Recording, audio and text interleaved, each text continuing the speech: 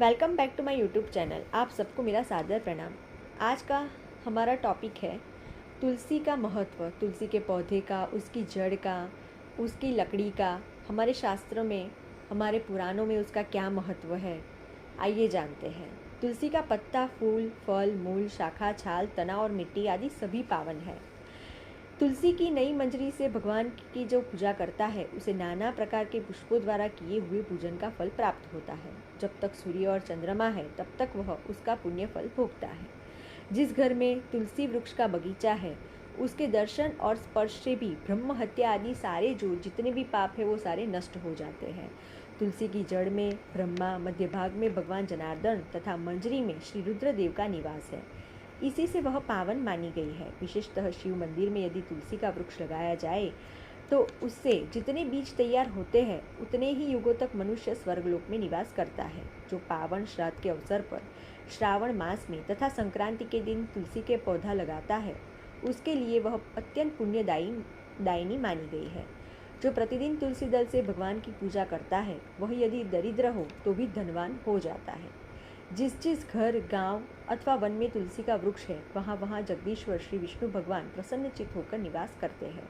उस घर में कभी दरिद्रता नहीं आती और बंधुओं से कभी वियोग भी नहीं होता। जहाँ तुलसी विराजमान होती है वहाँ दुख, भय, रोग नहीं ठहरते। यूँ तो तुलसी सर्वत्र पवित्र मानी गई है किंतु पुण्य क्षेत्रों में वे अधिक पावन मानी गई है। भगवान के समीप तुलसी तल पर तुलसी को लगाने से सदा विष्णु पद, वैकुंठ धाम की प्राप्ति होती है। तुलसी द्वारा भक्ति पूर्वक पूजित होने पर शांतिकारक भगवान श्री हरि भयंकर उत्पादों, रोगों, अनेक प्रकार के दुर्गतियों से हमारी रक्षा करते हैं। जहाँ तुलसी की सुगंध लेकर हवा चलती है वहाँ की 10 दिशाएं और चारों प्रकार के जीव पवित्र हो जाते हैं। जिस घर में तुलसी के मूल की मिट्टी मौजूद है वहाँ संपूर्ण देवता तथा कल्याणमय भगवान श्री हरि सर्वदा निवास करते हैं। तुलसी वन की छाया जहाँ जहाँ जाती है वहाँ वहाँ पितरों की तृप्ति के लिए तर्पण करना चाहिए। तुलसी का जहाँ समुदाय पड़ा हो वहाँ किए हुए पिंडदान आदि पितरों के लिए अक्षय होता है। जो ब्राह्मण तुलसी काष्ठ की अग्नि में हवन करते हैं उन्हें एक एक भात के दाने अथवा एक एक तिल में अग्निहोष्ट यज्ञ का फल मिलता है। जो भगवान को तुलसी काष्ठ का धूप देता है वह उसके फलस्वरूप 100 यज्ञानुष्ठान तथा 100 गोदान का पुण्यफल प्राप्त करता है। जो तुलसी की लकड़ी की आंच से भगवान का नैवेद्य तैयार करता है उसका वह अन्न यदि थोड़ा सा भी भगवान केशव को अर्पण किया जाए तो वह मेरु के समान अन्नदान का फल देने वाला होता है। जो तुलसी काष्ठ की आग से भगवान के लिए दीपक जलाता है उसे 10 करोड़ दीपदान का पुण्यफल प्राप्त होता है। इस लोक में पृथ्वी पर उसके समान वैष्णव दूसरा कोई नहीं है। जो भगवान श्री कृष्ण को तुलसी काष्ठ का चंदन अर्पण करता है तथा उनके श्री विग्रह में उस चंदन को भक्तिपूर्वक लगाता है वह सदा श्री हरि के समीप रमण करता है। जो मनुष्य अपने अंग में तुलसी की कीचड़ लगाकर श्री विष्णु का पूजन करता है उसे एक ही दिन में 100 दिनों के पूजन का पुण्यफल प्राप्त होता है। जो पितरों के पिंड में तुलसी दल मिलाकर दान करता है उसके दिए हुए एक दिन के पिंड से पितरों को 100 वर्षों तक तृप्ति बनी रहती है। जिनका मृत शरीर तुलसी काष्ठ की आग से जलाया जाता है वे विष्णु लोक में जाते हैं।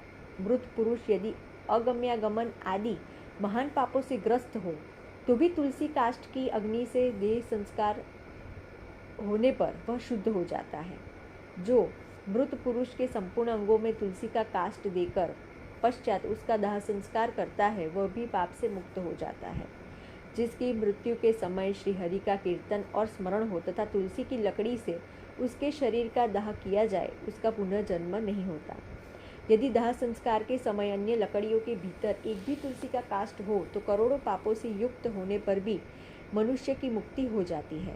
तुलसी की लकड़ी से मिश्रित होने पर सभी काष्ठ पवित्र हो जाते हैं। तुलसी काष्ठ की अग्नि से मृत मनुष्य का दाह होता देख विष्णु दूत ही उसे आकर वैकुंठ धाम ले जाते हैं। यमराज के दूत उसे नहीं ले जा सकते।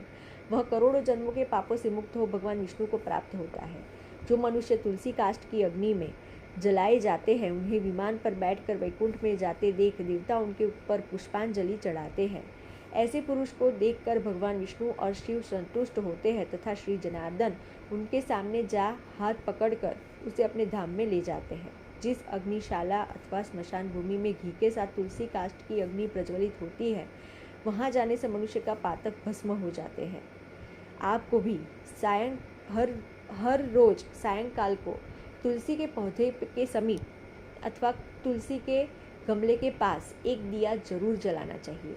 और जब आप विष्णु को या श्री कृष्ण को नैवेद्य अर्पण करते हैं तो उस नैवेद्य में तुलसी दल को ज़रूर रखना चाहिए। तभी माना जाता है कि भगवान उस भोग को ग्रहण करते हैं। अगर आपको मेरा ये वीडियो अच्छा लगा है तो उसे लाइक, सब्सक्राइब और शेयर ज़रूर कीजिए।